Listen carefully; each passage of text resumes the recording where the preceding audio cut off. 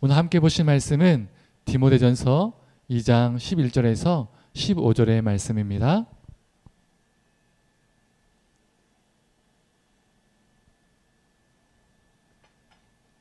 우리 함께 읽도록 하겠습니다. 여자는 일체에 순종함으로 조용히 배우라.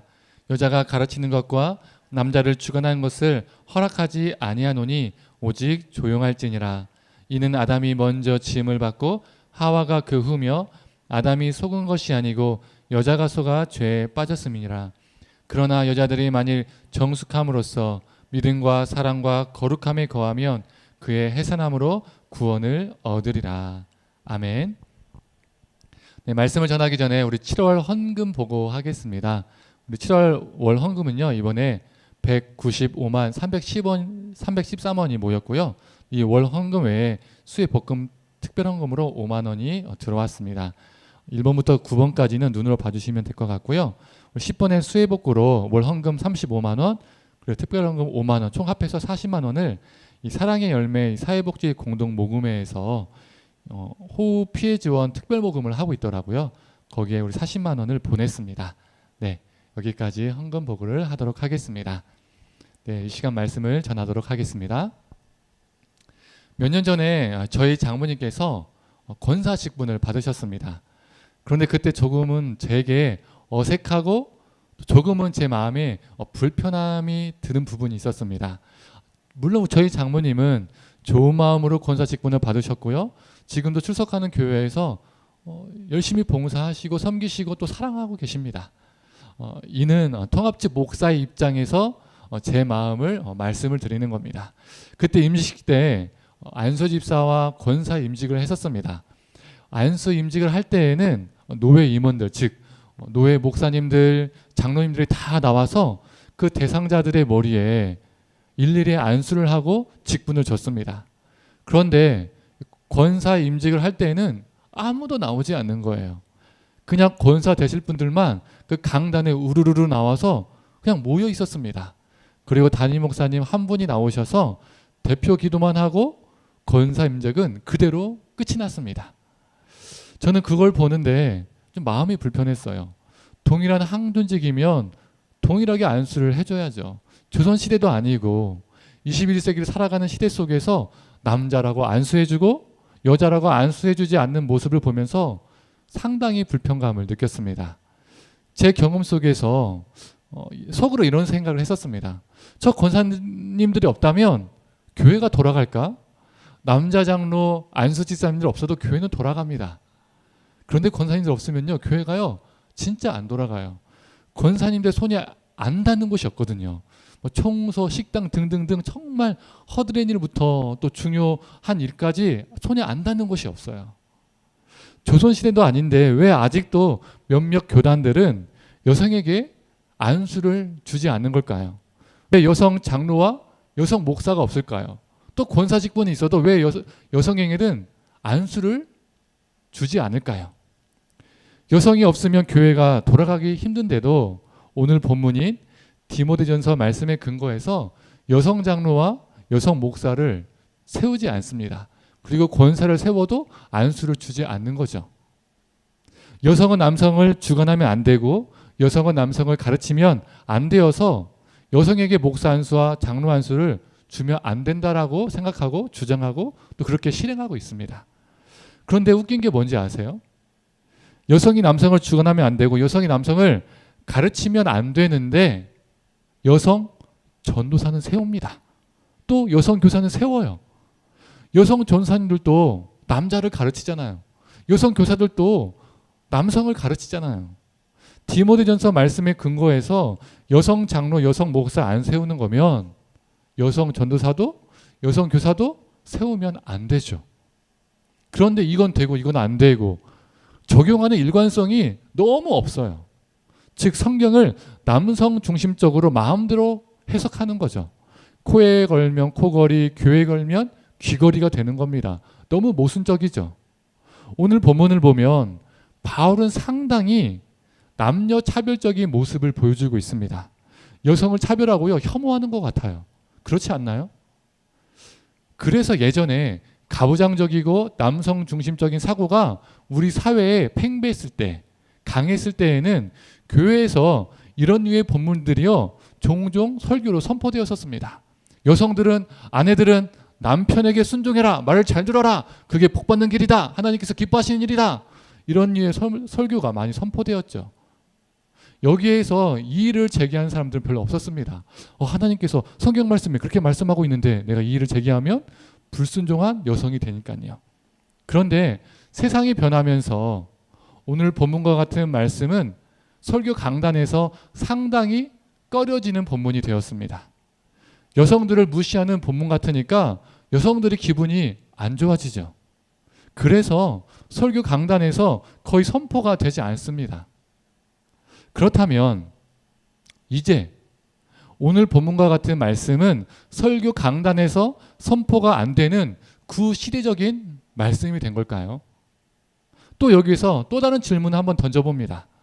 바울은 여성을 매우 차별한 사람이었고 그래서 오늘 본문에서처럼 여성 차별적인 또는 남성 중심적인 말을 하고 있는 것인가? 라는 질문을 한번 던져봅니다. 그런데요, 이 바울 서신을 보면 이상한 점들이 나옵니다. 바울이 갈라디아서 3장 28절에 이렇게 말합니다. 너희는 유대인이나 헬라인이나 종이나 자유인이나 남자나 여자나 다 그리스도 예수 안에서 하나이니라. 골로새서 3장 11절에서는 또 이렇게 말합니다. 거기에는 헬라인이나 유대인이나 할레파나 무할레파나 야반인이나 수구디아인이나 종이나 자유인이나 차별이 있을 수 없나니 오직 그리스도는 만유시요 만유 안에 계시니라. 바울은 예수 안에서 헬라인이든 유대인이든 할례자든 무할례자든 종이든 자유인이든 남자이든 여자이든 다 동일하다, 차별이 없다라고 말한 사람이었습니다. 즉 평등을 말한 사람이었어요. 그리고 바울 서신을 보면 초대교회에는요 여성 지도자들이 꽤 있었습니다. 브루스길라와 아굴라는요 부부였죠. 브루스길라는 여성이었고 아굴라는 남성이었습니다. 성경을 보면요 이 브루스길라와 아굴라가 총 6번이 언급이 되는데 브루스길라가 이 여성 즉 아내가 먼저 언급이 되는 곳이 총 4번입니다. 그 당시 사회는 남성 중심적인 사회, 가부장적인 사회였기 때문에 여성을 아내를 먼저 언급했다는 것 자체가요 매우 파격적인 거예요. 이는 브리스길라가 남편보다 교회에서 더 중추적인 역할을 한 지도자였다는 것을 보여주는 겁니다. 또 사도행전 18장을 보면 이 여성 브리스길라가 남성인 아볼로에게 성경을 가르칩니다. 바울도 이 여성 브리스길라와 함께 사역을 했었습니다. 또 바울이 빌립보에서 이 빌립보란 도시에서 복음을 전한 루디아라는 사람이 있었는데 이 루디아도 여성이었고요. 그녀는 빌립보 교회 초대 멤버가 되었습니다. 또 바울이 세운 이 빌립보 교회에 유디아와 순두계라는 인물이 있었는데 이 사람들도 빌립보 교회의 여성 지도자였습니다. 또 갱그리아 교회에 여성 지도자인 베베도 있었습니다. 바울이 이 베베를 로마 교회에 추천을 해요. 이외에도 근로의 아비아 등도 있었어요. 이처럼 바울은 자신이 세운 교회에 여성 지도자를 세웠고 또 그 여성들과 함께 사역을 했었습니다. 이 여성들은 지도자로서 성도들을 가르쳤고 주관했어요. 그 성도들 안에는 여성만 있었던 게 아니고 남성도 함께 있었죠. 이런 상황들을 보면 바울은 여성들을 함부로 대하지 않았다라는 것을 알 수 있습니다. 그런데 왜 오늘 본문 디모데전서에서는 여자는 일체 순종함으로 조용히 배워 여자가 가르치는 것과 남자를 주관하는 것을 허락하지 않아 오직 조용히 해 이런 말을 바울이 왜 했을까요? 지금까지 살펴본 바울의 모습과 오늘 본문 디모데전서에서 보여주는 바울의 모습이 너무나 차이가 납니다. 그렇지 않습니까? 그 이유가 뭘까요? 먼저 11절을 보도록 하겠습니다. 여자는 일체 순종함으로 조용히 배우라 라고 말하고 있죠. 12절에 남성을 주관하지 말고 남성을 가르치지 말라는 이 남성에 대한 언급이 나오다 보니까 11절도 여성은 남성에게 일체 순종함으로 조용히 배우라라고 이해하는 경우가 많이 있어요. 그런데 우리가 순종해야 대상은 누구입니까? 사람입니까? 하나님이죠. 그래서 한국 성서대학 이민규 교수님은 지도자나 남성, 특정 사람에 대한 순종이 아니라 복음 진리에 대한 순종을 의미한다라고 말하고 있습니다. 여성은 남성이 아니라 하나님 앞에, 하나님의 말씀 앞에 순종하는 자세로 조용히 배우라라고 말하고 있는 겁니다. 그렇다면 조용히 배운다는 것은 뭘까요? 여자들은 찍소리하지 마, 그냥 듣기만 해, 배우기만 해, 이런 부정적인 뜻일까요?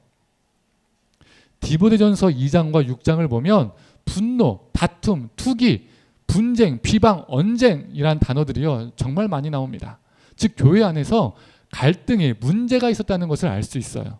그래서 갈등, 분노, 다툼 없이 평화, 평안, 조화 가운데서 배우라라는 뜻입니다. 그리고 그 당시에 여성에게 배우라라고 말한 것 자체가 매우 혁신적이고 매우 급진적인 말이었습니다.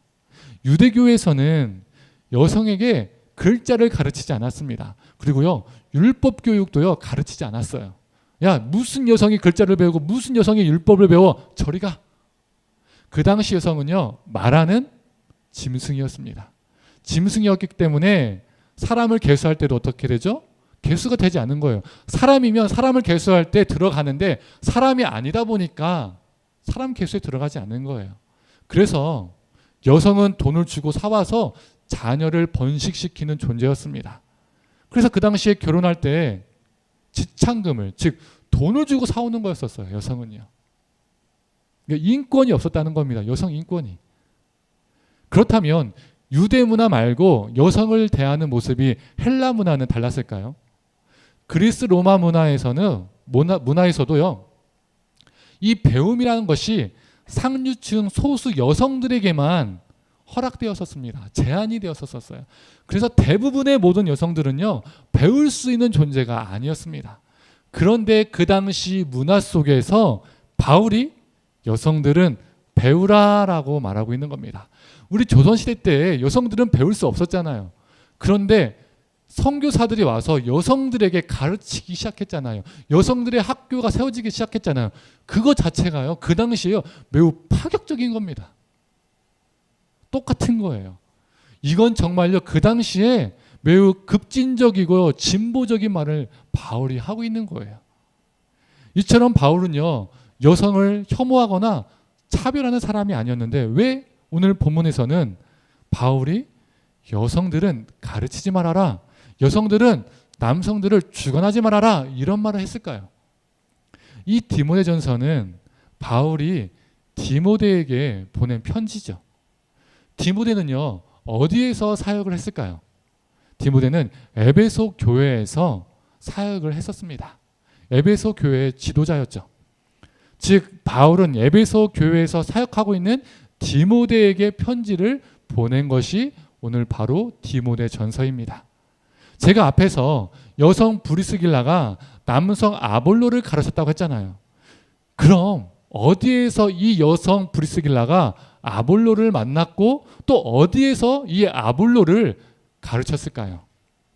사도행전 18장을 보면 바로 에베소입니다.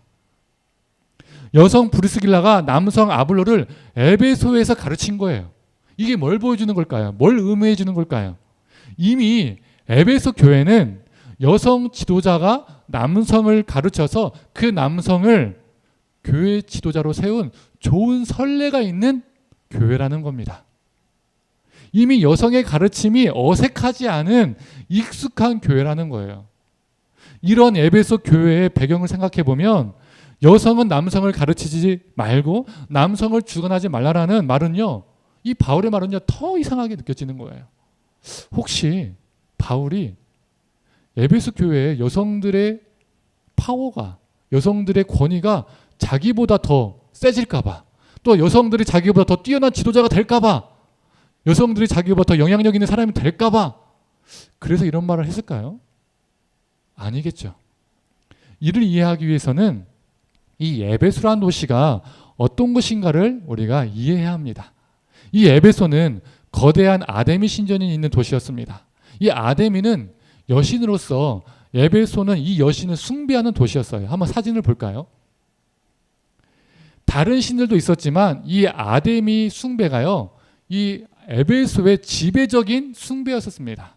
각 도시마다 그 도시를 대표하는 신이 있었는데 에베소에서는 이 아데미가 바로 대표 신이었어요. 이 아데미 여신은요, 제우스의 딸로, 사진을 보시면 이 여신의 가슴에 수많은 유방이 있습니다. 즉, 이 아데미는요, 다산을 주관하는 신이었고요, 또 풍요를 주관하는 신이었습니다. 그 당시에 다산이라는 것은 자녀를 많이 낳는 것이고, 자녀를 많이 낳는 것은 뭐예요? 노동력과 생산력이 많다는 것이고, 결국에는 풍요랑 이어지는 것이거든요. 그래서 이 아데미는 다산과 풍요의 신이었습니다. 여행객들은 이 아데미 여신의 신상을 보기 위해서요, 해마다 이 에베소에 몰려들었습니다. 이 내용이요, 사도행전에도 기록되어 있어요. 에베소 사람들은 이 아데미 신상을 기념품으로 팔았습니다. 이게요, 매우 인기 있는 관광 상품이었대요. 그 도시의 주 수입원이었다고 합니다. 이 고대 전설에 따르면 에베소는 궁술에 능한 여전사 부족인 아마존 여부족이 건설했다고 합니다. 혹시 성도님들 원더우먼 영화 보신 적 있습니까? 아직 자막 넘기지 마시고요. 이 영화를 보시면 원더우먼의 고향에는요, 다 여성들만 있습니다. 다 여전사들만 있어요. 싸움도 엄청 잘해요. 그 영화에서 나오는 여전사들이 아마존 부족입니다. 바로 원더우먼 영화에서 나오는 아마존 여전사들이 에베소 전설에 나오는 바로 아마존 여전사들입니다. 이 원더우먼은 에베소 전설에서 모티브를 얻어서 가져온 히어로예요. 즉, 원더우먼은 아마존 여전사예요. 그녀의 엄마가요, 그 영화를 보면요, 아마존 여왕입니다. 포스터를 한번 보실까요? 가운데가 원더우먼이고요, 제가 여기 동그라미 친 곳이 있어요. 노란 색깔로. 그게 여성들이 나오는데요, 다 아마존 여전사들입니다. 그리고 그 맨 앞에 있는 여전사가요, 그 여전사 여왕이에요. 원더우먼 엄마입니다. 이 아마존 부족에서 아마존이란 뜻이 무엇이냐면 유방이 없는 이라는 의미를 가지고 있습니다. 제가 조금 전에 이 여전사들이 무엇에 능하다고 했죠? 궁술, 활 쏘는 것에 능한다라고 말했었죠. 이 여전사들이 활을 쏠 때 이 가슴이 방해가 되기 때문에 오른쪽 유방을요, 잘라내는 관습으로 인해서 붙여진 이름이 아마존이라고 합니다. 이 신화에 나오는 이 여인들은요, 여왕과 여전사로 이루어진 민족으로서 1년에 한 번씩 다른 남자들과 성관계를 통해서 종족을 보존했다고 해요. 그런데 태어난 아기가 남자 아기이면요, 그 남자 아기들은요, 싹 죽였습니다. 왜요? 그 부족은 여부족이기 때문에 여자아이들만 남겨놓는 거예요. 그리고 이 아마존 여전사들이 섬기는 신이 바로 아데미 여신이었어요. 이 에베소라는 도시가 전설부터가 여성의 파워가 뭔가 셀 것 같은 느낌이 주죠. 여신의, 여전사의 남자는 다 죽이니까 말이죠. 실제로 이 에베소의 아데미 신전에는 다수의 여사제와 소수의 거세된 남자 사제들이 있었습니다. 남자가 있었는데 일반적이지 않은 남자가 있었던 거예요. 대부분이 여성 사제였기 때문에 여성 사제들이 이 종교 풍습을요, 제의를 다 장악했습니다. 이 아데미 숭배는 여신과 여성 중심의 위계 질서 속에서 이루어졌어요. 그래서 모든 남성들은 여성 사제들의 지배를 받으면서요, 여성 사제들의 권위에 복종해야만 했습니다. 이것이 에베소 도시만의 독특한 종교 문화였습니다. 그렇다면 남성과 여성 중에서 누구의 힘이 있을까요? 당연히 여성이죠. 남성 중심의 사회가 아니라 여성 중심의 사회였던 거예요. 이 아데미 제의는 이 아데미 신앙은요, 어떤 신앙이 있었냐면 여자가 남자의 창시자. 이 창시자라고 보았기 때문에 남자를 주관한다는 것은요, 그들에게 그리 놀라운 일이 아니었어요. 야, 여자가 남자의 창시자인데 우리 여자가 남자를 다스리는 거 맞지? 이런 생각, 이런 사상이 자연스럽게 박혀 있었다는 겁니다. 또 여기에서 또 하나 주목해야 할 것이 있습니다. 디모데전서 2장 11절과 12절에서는요. 여자는 여자가라는 단어가 나오죠. 이 여자라는 단어가요. 헬라어로 복수가 아닌 단수로 사용되었다는 겁니다. 헬라어는요. 복수와 단수라는 개념이요. 확실한 언어입니다. 우리나라 말은요. 복수와 단수가요. 확실하지 않은 언어예요. 예를 들어서 친구한테 집에 놀러와라고 말할 때 어떻게 말합니까? 우리 집에 놀러와라고 말하죠. 실제로는 나의 집인데 그렇잖아요. 그런데 우리 집에 나의 집에 놀러와라고 표현하지 않고 우리 집에 놀러와라고 말하죠. 친구의 집이 아니잖아. 친구와 나의 집이 아닌데도 우리는 우리라고 표현합니다. 그러나 헬라어는요. 단수와 복수가 확실히 구분이 되는 언어입니다. 오늘 본문에서 단수로 사용되었다는 것은 여자들이라는 것이 아니라는 겁니다. 즉 일반적인 모든 여성을 가리키는 것이 아니라 한 명의 여성을 가리키는 것으로 봐야 합니다. 한 명의 여성이 이 에베소 교회에 문제를 일으켰다는 거예요. 그런데 다음과 같이 봐도 무방합니다. 이 여자라는 단어를요, 한 여자로 보는 것이 아니라 에베소 교회 대부분의 여자를 의미하는 대명사로 봐도 오늘 본문을 해석하는 데는요, 문제가 없습니다. 이 에베소 교회에 여성이 남성을 지배해야 한다는 아데미 숭배 문화에 여전히 젖어 있는 여성 그리스도인 또는 여성 그리스도인들이 있었던 것이죠. 그래서 바울은 에베소 아데미 여신 숭배로 인한 잘못된 가르침을 바로잡기 위해서 오늘 본문의 말씀을 하고 있는 겁니다. 여성의 가르침을 허락하지 않는다는 것은 거짓 교사의 가르침을 허락하지 않는다는 맥락이지 일반적인 모든 여성의 가르침을 금지한다라는 의미는 아니라는 겁니다. 즉 브리스길라와 같은 건강한 여성 지도자는 여전히 그 가르치는 것을 계속할 수 있고 반면 잘못된 것에 젖어 있고 그 거짓된 가르침을 가르치는 여성이 있다면 그 여성은 용납하지 않는다, 허락하지 않는다라고 말하고 있는 것이죠. 그렇다면 만약에 에베소 교회에 거짓 가르침을 하는 남성이 있다면 그 남성도 동일하게 적용이 되는 겁니다. 그런데 이 에베소 교회에서는 여성들이 문제를 가지고 있었다는 겁니다. 또 여자가 남자를 주관하다라는 이 문장은요. 헬라어로 아우텐테인이라는 문장인데요. 이 헬라어의 뜻이 무엇이냐면 여자가 남자 위에서 주관한다라는 의미를 가지고 있습니다. 즉 강제적인 권위 행사를 한다라는 의미를 가지고 있어요. 그래서 오늘 본문은 여성이 남성 위에서 군림하며 가르치는 것을 주관하는 것을 허락하지 않는다라는 뜻을 가지고 있는 겁니다.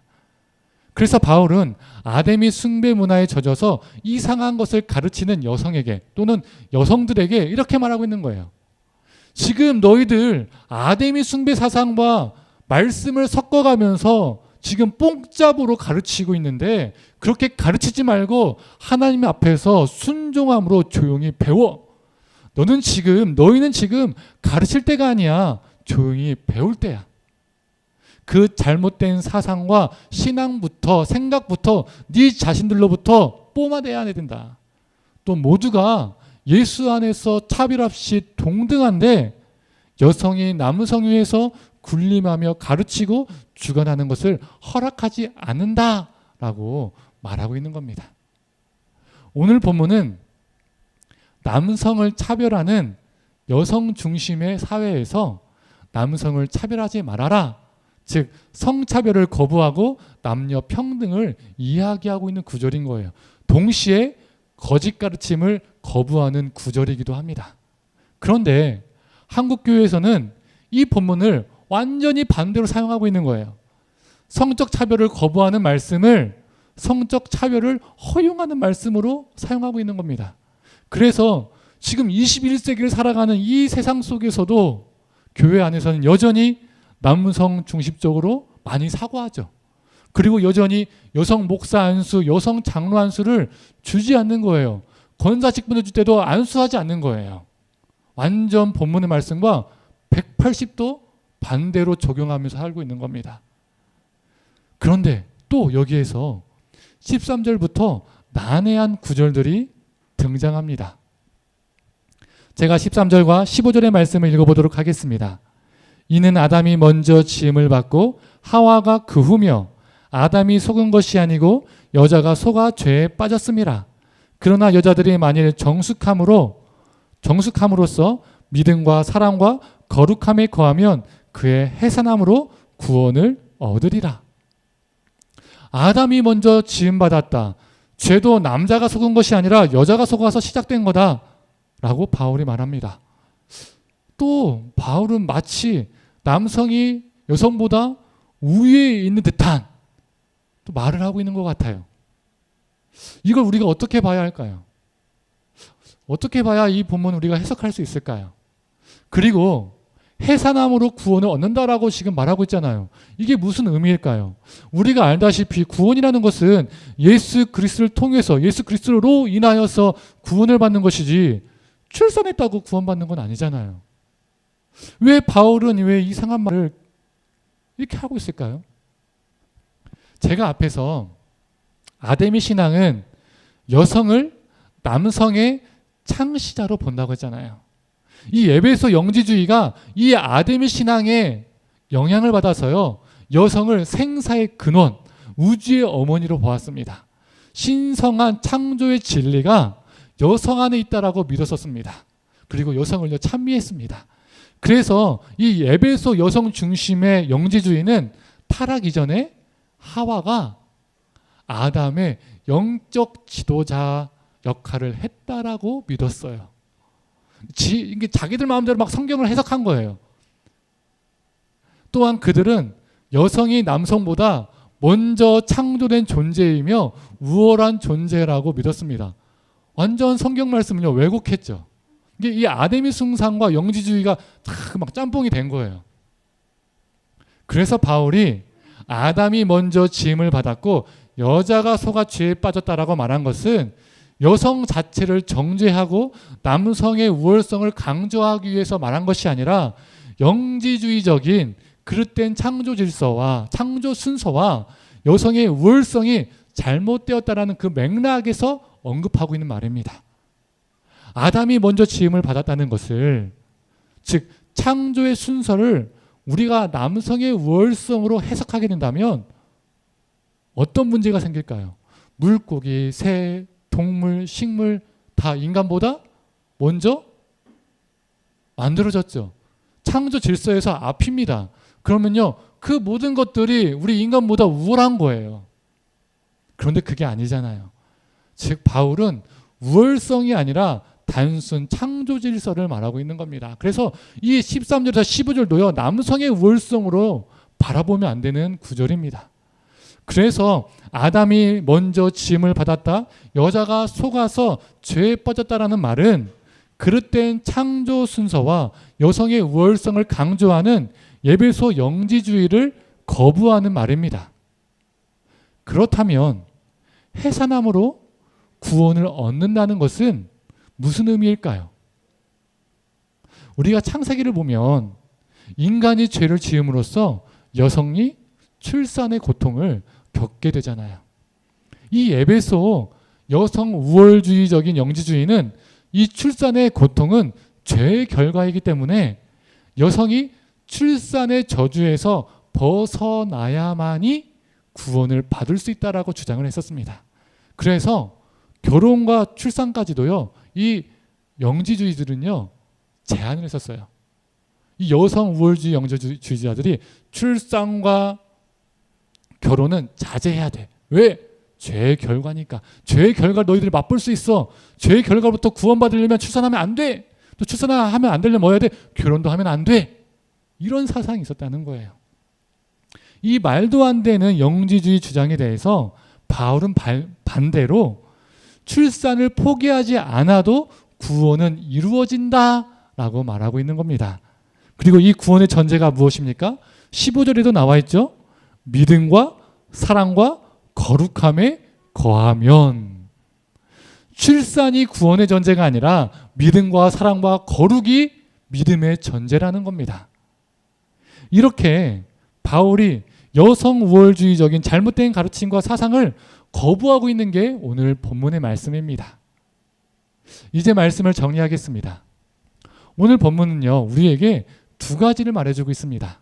첫 번째는 예수 안에서 남녀 모두는 동일하다, 차별이 없다라는 것입니다. 안수를 주는 교단, 교회일지라도 여전히 한국교회 안에서는 남성 중심의 사고와 방식과 그리고 가르침이 만연해 있습니다. 아마 여성 전도사님들은요, 여성 목사님들은 그걸 상당히 피부로 많이 느낄 겁니다.